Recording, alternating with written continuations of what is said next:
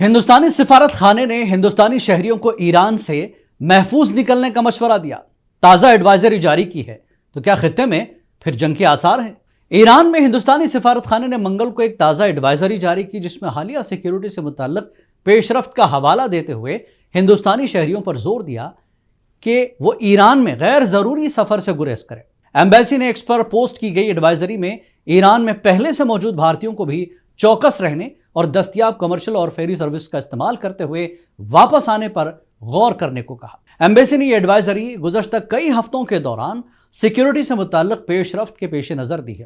پچھلے مہینے 12 روزہ اسرائیل ایران جنگ اور دونوں جانب تباہی کے بعد جنگ بندی ہوئی، لیکن ایک بار پھر خدشات کے بادل نظر آ رہے ہیں، جس کے پیش نظر ہندوستانی سفارت خانے نے یہ ایڈوائزری جاری کی، اپنے شہریوں کو ایران چھوڑنے کو کہا اور بھارت سے ایران آنے پر بھی غور کرنے کو کہا۔